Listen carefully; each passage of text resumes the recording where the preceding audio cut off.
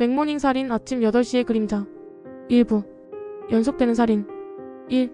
사라진 월차와 첫 번째 희생자. K 형사 40대 냉철하고 끈기 있는 베테랑은 서울 외곽의 단조로운 주택가에서 발생한 살인 사건 현장 앞에 섰다. 피해자는 평범한 중년 회사원 A.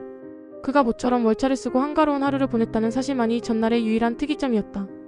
A의 집은 노총각 혼자 살던 집답게 단정했지만 침실은 잔혹한 폭력의 흔적으로 아수라장이었다. 문은 잠겨있지 않았고 침대 위에는 A의 싸늘한 시신이 놓여있었다. 칼에 의한 난도질. 범인의 잔인함은 목적이 아닌 분노에서 비롯된 것처럼 보였다. 원한 관계의 가능성이 높습니다. 하지만 K는 고개를 저었다. A의 주변은 너무나 깨끗했다. 회사에서는 묵묵히 일만 하는 타입. 금전관계도 복잡한 애정관계도 전혀 없었다.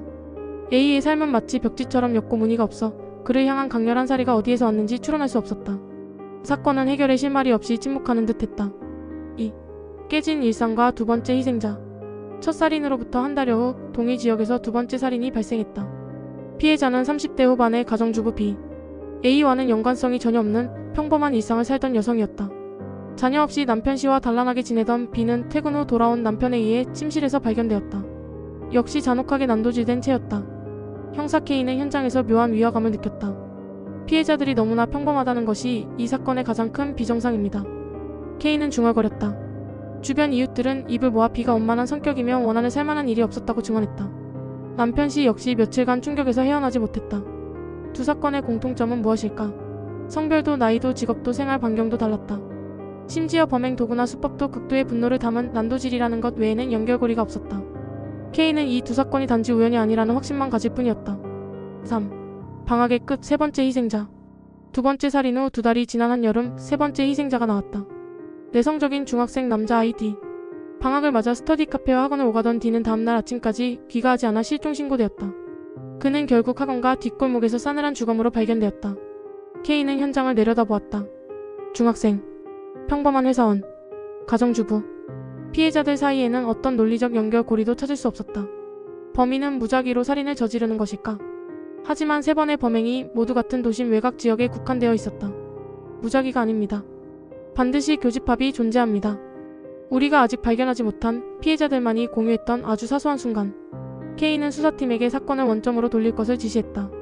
기존의 원한 관계라는 틀을 벗어던지고 피해자들이 살해당하기 직전의 사소한 행동 하나하나에 집중하기로 했다. 2부. 밝혀지는 용의자. 4. 아침 8시의 신성한 의식. 형사 K는 수사를 처음부터 다시 시작했다. 피해자들이 살해당한 날의 동선과 신용카드 사용 내역을 시간대별로 꼼꼼히 대조했다. 방대한 데이터를 분류하고 걸러내는 지난한 작업이 이어졌다. 며칠 밤을 새운 끝에 수사팀은 하나의 놀라운 공통점을 발견했다. 3명 모두 살해된 날 아침 동네 맥도날드에서 무언가를 먹었습니다. 그것도 아주 이른 시간에. K는 직접 그 맥도날드로 향했다. 신용카드 사용 기록에 따르면 세 피해자 모두 맥모닝을 구매했다. 그리고 구매 시간은 맥도날드 매장 오픈 시간인 아침 8시 정각에서 2분이 채 지나지 않은 시간이었다. 마치 약속이라도 한 것처럼 3명 모두 매장의 첫 손님이었다. 이것이 유일한 공통점이다. K의 눈빛이 날카로워졌다. 곧바로 맥도날드의 CCTV 영상 확보에 들어갔다. 세 건의 살인사건 당일 오전 8시 전후의 영상을 샅샅이 뒤졌다. 화면 속에서 K는 세 피해자가 맥모닝을 들고 특정 자리로 향하는 모습을 발견했다. 저 자리입니다. 창가 코너 자리. 따뜻한 햇살이 비추는 유일한 자리. 놀랍게도 3명의 피해자는 날짜는 달랐지만 모두 그 코너 창가 자리에 앉아 맥모닝을 먹고 있었다. 매일 아침의 경쟁자. K는 직감했다. 이 자리가 사건의 핵심이다. 그는 살해당일 외에 그 주변 날짜의 CCTV 영상까지 모두 확보하여 분석을 지시했다. 그리고 그 결과 매일 아침 8시 오픈 직후 세 피해자가 앉았던 바로 그 코너 창가 자리에서 맥모닝을 먹는 한 중년 남성을 반복적으로 발견하게 되었다. 그는 늘 같은 옷차림, 같은 표정으로 8시가 되기 몇 분 전부터 문 앞에 서 있었다. 매장 문이 열리자마자 1착으로 번호표를 받고 그 자리에 앉아 맥모닝을 먹는 것이 그의 신성한 의식인 것처럼 보였다. 영상에 찍힌 그 남성의 모습과 맥도날드 매장의 동일 시간대 결제 내역을 교차 대조한 결과 그의 신용카드 정보를 확보할 수 있었다. 이름은 Y 50대 초반의 남성이었다. K는 즉시 Y의 주거지로 출동해 그를 검거했다. Y는 검거 당시에도 아무런 저항 없이 체념한 듯한 표정이었다. 그의 집에는 특이한 단서가 없었지만 형사 K는 Y의 손목과 목, 주변에 희미하게 남아있는 피부 손상의 흔적을 놓치지 않았다. 3부. 용의자의 고백. 6. 방사선과 맥모닝. 중년 남성 Y는 취조실에서 처음에는 묵비권을 행사했으나 K 형사가 맥모닝과 창가 코너 자리라는 단어를 던지자 그의 체념했던 눈빛에 일순성광 같은 광기가 스쳤다. Y는 한 조선회사에서 선박의 방사선, 비파괴 검사를 담당하던 직원이었으나 수년 전 크레인 덮침 사고로 인해 방사선에 노출되는 치명적인 사고를 당했다. 산재 처리를 받고 보상금을 받았지만 그의 몸 상태는 나날이 쇠약해졌다.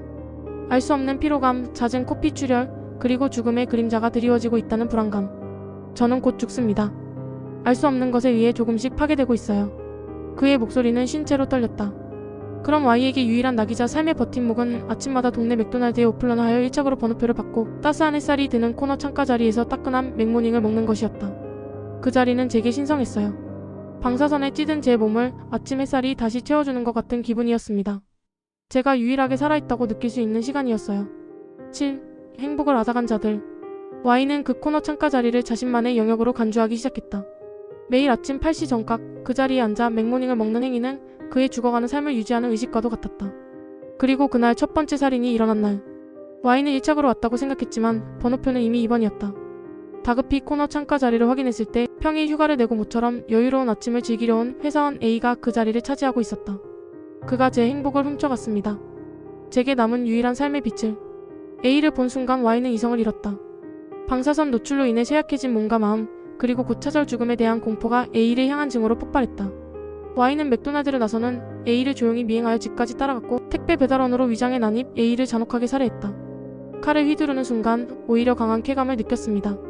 제가 아직 살아있다는 것을 확인하는 것 같았어요. 살해 후 Y는 다시 평범한 일상으로 돌아가 매일 아침 1착으로 맥모닝을 먹었다. 하지만 두 번째 살인이 일어난 날 그는 화장실이 급해 잠시 자리를 비운 사이 가정주부 B가 불운하게도 코너 창가 자리를 차지하고 있었다. Y는 똑같은 관계에 휩싸여 B를 미행했고 역시 택배 배달원으로 위장해 B의 집으로 난입 잔혹하게 살해했다. 세 번째 희생자 중학생 D.